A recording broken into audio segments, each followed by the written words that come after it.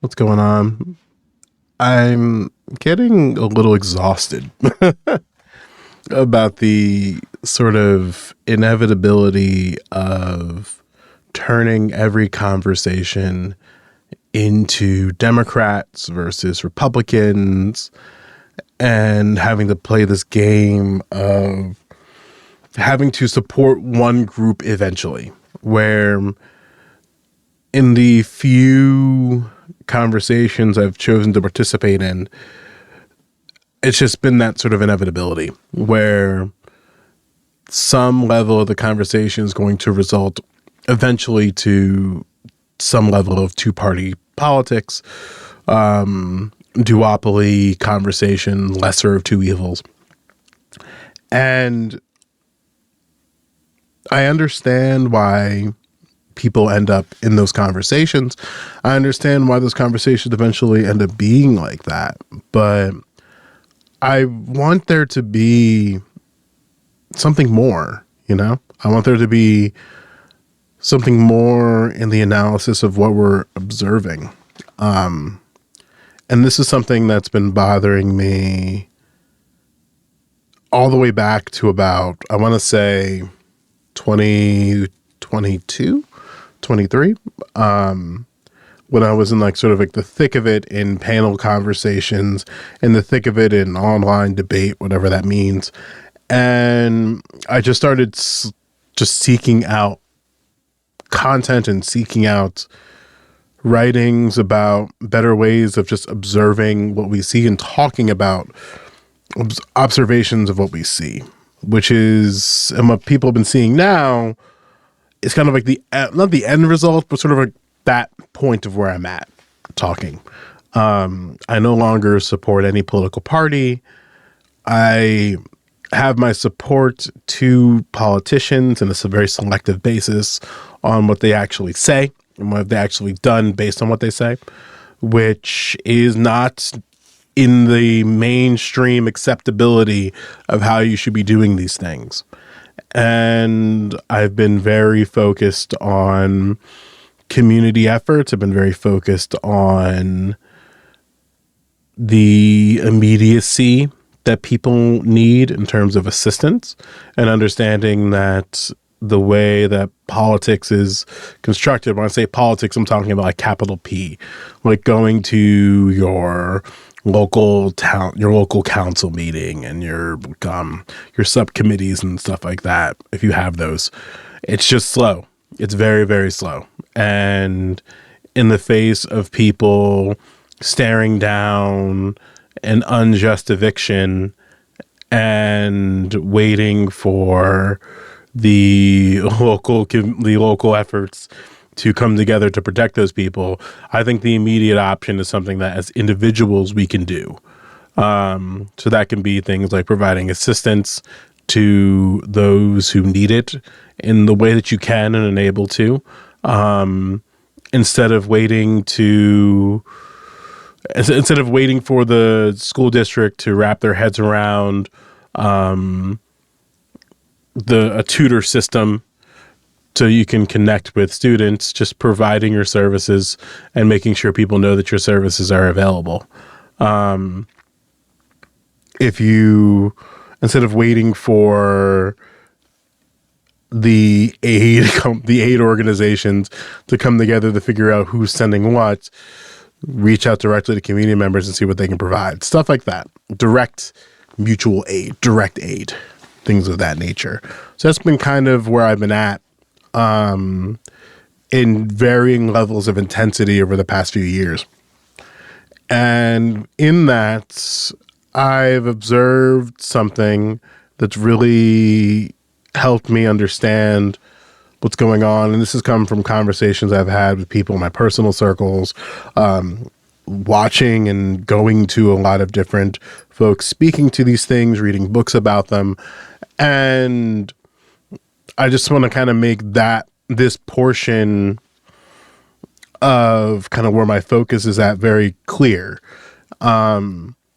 which is no matter how you slice it, if we are going to engage in some sort of two-party conversation, both parties support capitalism, and both parties find some level of necessity to capitalism.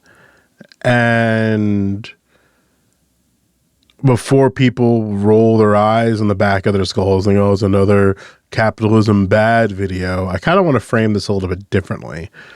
And I want to present the idea of how these two groups support capitalism.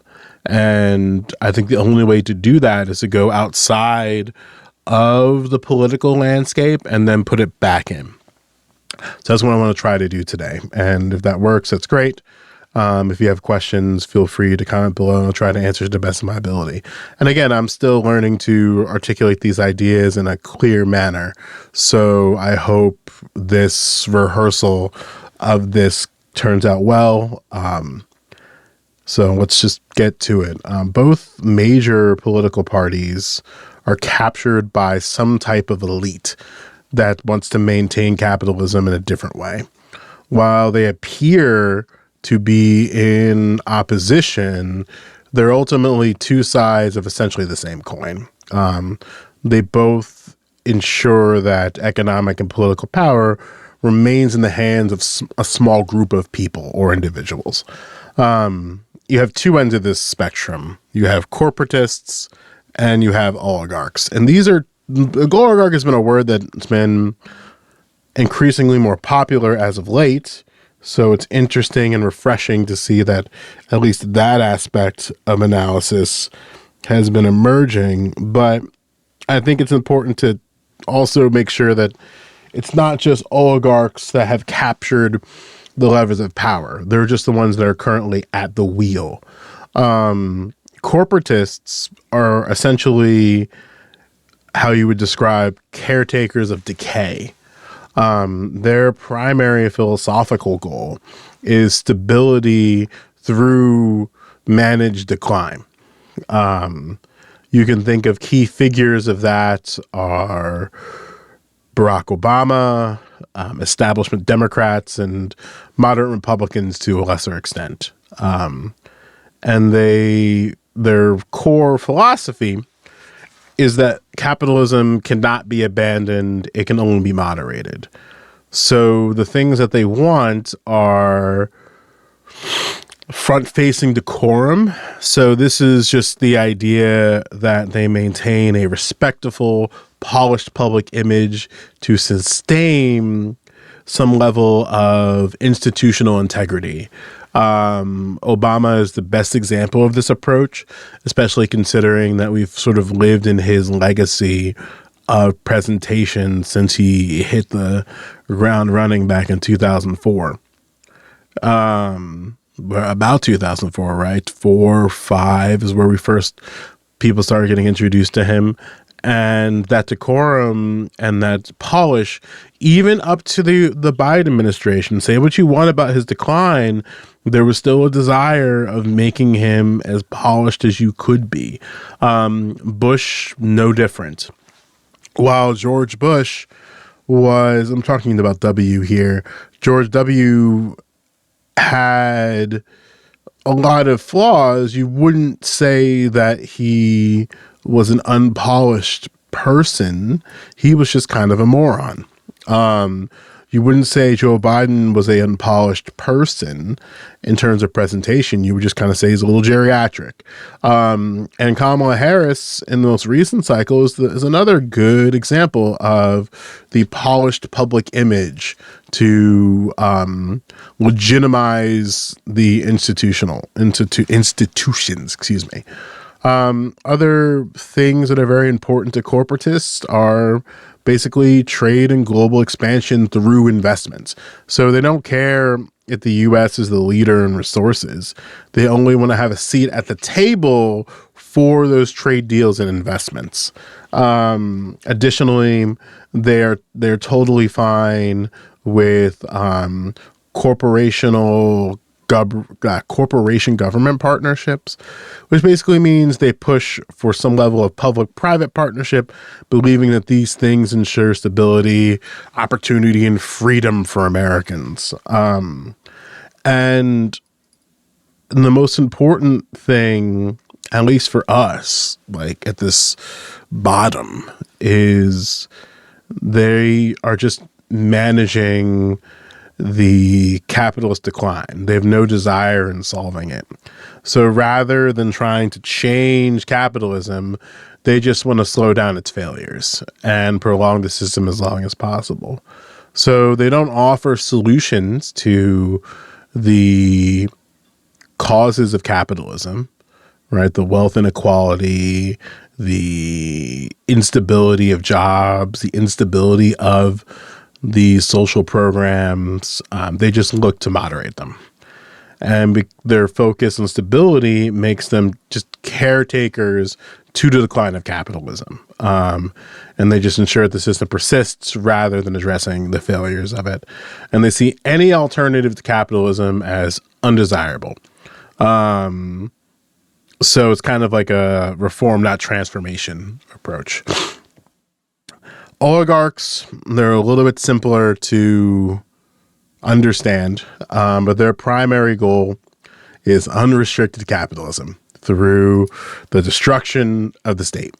That's just what they want. You can call it the administrative state if you like. It's a little bit closer to what I believe the truth is and how they navigate. These are kind of like the Koch network, the Koch network, like the Koch network of individuals, far-right billionaires. There's a lot of them. Donald Trump, Vivek Ramaswamy, Elon Musk, Peter Thiel. Just the list of figures goes on and on. They want to maximize, like when it comes to their philosophy, right? They want to maximize short-term wealth by removing all constraints. So they want to dismantle the state for pure capitalism. They see government regulations as barriers for profit, and they want a fully privatized society where everything, healthcare, education, infrastructure, is a pay-to-access system, or pay-to-access service, I should say. It's much easier to explain it that way. And there's no stability, just extraction. They understand that the system is collapsing, but accelerate the decline to extract as much wealth as possible before it falls apart. Both oligarchs and corporatists recognize that capitalism is in decline. They understand that capitalism is in decline. They understand it's not a sustainable system. However, for oligarchs, they look at the decline and recognize, okay, if this decline is inevitable, then we need to make sure that we can get as much as we can as soon as possible with as little to no restriction. And then with that comes the privatization of everything. They aim to strip away any public good and replace it with a toll booth that makes essential services profitable rather than accessible, which works to their benefit. Obviously, it just goes without saying how this option is unsustainable. It just speeds up the downfall of capitalism rather than prolonging it. And while corporatists moderate the decline, oligarchs drive it 85 miles an hour in a 15 zone, and making it vulnerable to market forces. The end game for them is just a highly privatized society where basic survival depends on one's ability to pay. Now, the best example that you can give for corporatists that can really sort of, I think in my opinion, help people understand what's going on is the Fed and the Fed's role for protecting stability and not people. The Fed is the Federal Reserve, if we're being like clear about what we mean and what we say, is that anytime there's a major financial crisis, the Fed intervenes to prop up financial institutions while leaving working class people to bear the consequences of their choices, or just the consequences of the crisis itself. When the 2008 crisis hit, the Fed and the U.S. government handed out trillions in bailouts to banks and corporations that caused the very collapse that we're dealing with. And they justified it by saying it was necessary to prevent an economic meltdown. So that is, again, like if we're going back to what I was saying earlier, just stability over all other things. Meanwhile, homeowners lost their homes, jobs and savings, and regular people weren't bailed out. The system itself was. The Fed doesn't fix the Fed. When I say the Fed again, the Federal Reserve, it doesn't fix capitalism. It's not. It's designed. It's designed to preserve it by managing its decline and making sure that the elite's losses are covered.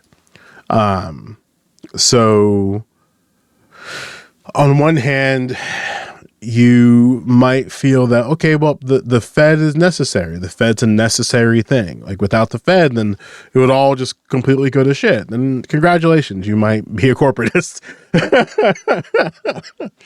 And that's okay. Like, I'm not expecting anybody to come out of this to be like, oh, wow, now that I see this, now my whole worldview has changed. Thanks a lot, Joe. I'm not expecting that. I'm just airing out ideas. But within the ideas that I'm trying to lay out here, there are people who will hit you with the well, actually. And in some cases, like when they think about the relationship with the Fed and why the Fed is necessary, a lot of people are corporatists. A lot of people believe that the stability of capitalism is the way to go. And that relinquishes a lot of things rhetorically, but that's a whole other thing. Like, the corporatist job is to keep the system running even when it's failing. And then for oligarchs, if you want like a good example to kind of roll with that just literally the entire Texas power grid. For those of you who don't know, Texas runs its own power grid separate from federal oversight, because I don't know how else to describe it, oligarchs pushed for that. I think it was like somewhere in like the early 2000s, like somewhere between like 2000 to 2002, they did a whole push of like, hey, we need to make this private, yada, yada, yada. History, if you want to look it up. This meant there's no federal requirements for winterizing power plants, no strong consumer protections, and basically a fully for-profit electrical system. As you remember that winter storm back, 3 years ago at this point, back in 2021, when the system collapsed, it left millions without power, heat, water. I think like 200 people died. Like, it was not a good time in Texas. And then some people still who kept their power received insane bills. If I remember, I'll put some stuff up in the abstract here because it was a wild time to be a Texan down there.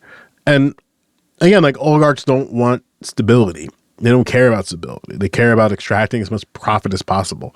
Deregulation meant that energy companies didn't have to invest in safety measures, maximize their short-term profits, but leaving the system vulnerable to collapse.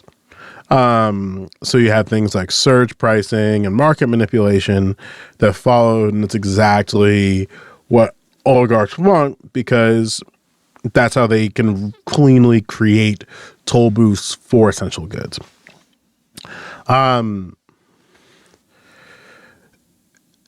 If somebody, because again, like, one of the things, like somebody who's in support of oligarchs, or even some people who might just be and again, like, the support of oligarchs and corporatists, like, are beyond political spectrums.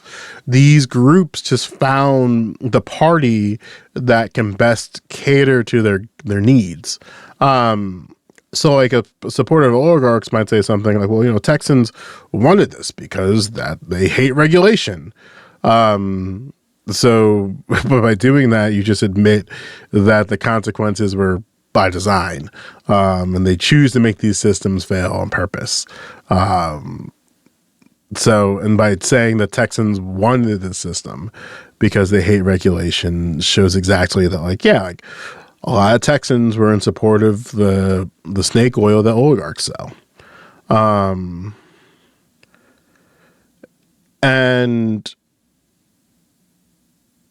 then like what stinks about that is then The corporatist will say, well, the government should have stepped in. The government should have stepped in to solve this.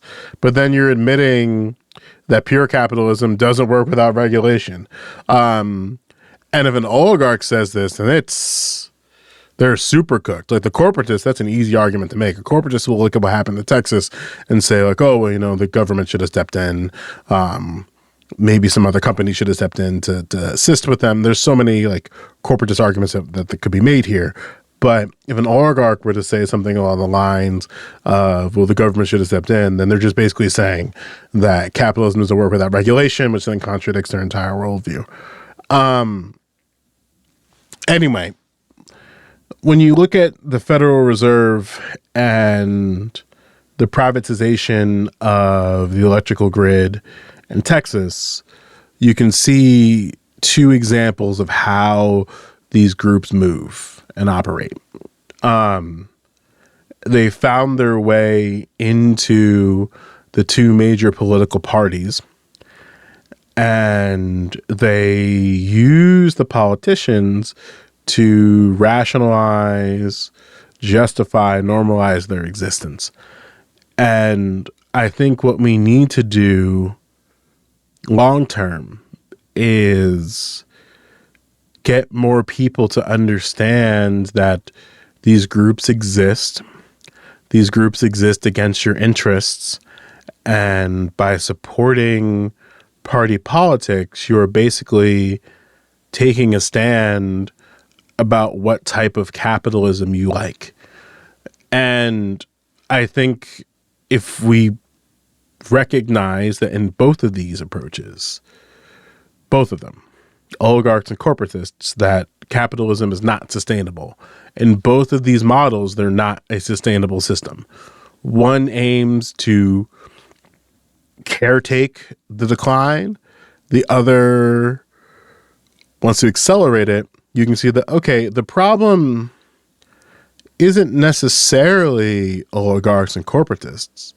The problem is relying on capitalism itself. And we need to explore different approaches to how this world is structured now and work towards a post-capitalist environment. It's not, there's no revolution. There's not going to be some like crazed revolution of capitalists where people all of a sudden figure shit out about guns and then like go, oh, we're gonna fight capital. Like, no, it's not some like fantasy, violent, bloodthirsty meme that I think a lot of people fall into the trap of, especially like these Twitter freaks. But I think it's easier to understand that, we can do individual actions that can move us towards a post-capitalism environment and support different policy prescriptions and different local efforts from your county all the way to the Fed, like the federal government, in order to try to move to a post-capitalist environment. And unfortunately, there's going to be a lot of resistance from corporatists and oligarchs. And in the face of that resistance, that's where we need to be the strongest, right? Because a lot of people have made a lot of money from corporations, corporatists, oligarchs, and just the hyper concentration of wealth to a small group of people. And those people have deep connections. So when we start moving to this environment and when we start moving towards and supporting ideas towards a post-capitalist environment, that's when you're going to see those lash out the hardest. And they're going to rely on us to lash out. They're not going to lash out publicly. These are not people. The corporatist is all about decorum. They're not one to lash out. But they will more than happy parade people in a very cool, calm, and collected manner. They'll use the state media that they have and their propagandists to make sure that you try to go back into line and going back into line smoothly. Oligarchs are all about chaos. So there's no real predicting what they're going to do with their state media and what they're going to do with how they're going to move rhetorically. It's not going to be cool and polished, but either way, there's going to be some level of pushback and resistance. And we're not talking about some crazed, like violent psychopathic resistance. America's full of bloodthirsty fucks, I swear to God. But we have to recognize that the resistance is going to be intense propaganda towards these groups. And when that propaganda happens, we just got to be ready and go like, yeah, they're doing this because they're scared. They're doing this because they're nervous. They're doing this because they want us to just go back to work and just toe the line. And again, these are not going to be these like immediate things. It's going to be just like gradual. And in this gradual transition away from capitalism, there's going to be gradual resistance as well. And we just got to be ready for that. I think we need a better understanding of how corporatists and oligarchs operate and just continually to drive that point home. And when we see those examples of corporatism and oligarchy, just call it out for what it is, explaining it to people why this is probably not in your best interest, and then to just have them stop falling into the party politic trap of like, well, Democrats are just better than Republicans. Republicans are just better than Democrats. Neither are shit. They're both deeply flawed artifacts, and just because they're artifacts does not mean they need to be preserved. Because their affinity to capitalism is going to destroy this planet. And I really want to hope that my grandchildren have a world to live in that's not in complete and utter shit due to corporatists and oligarchs fighting over control forever. My name is Joe. I practice talking on the internet, and I hope to see you soon.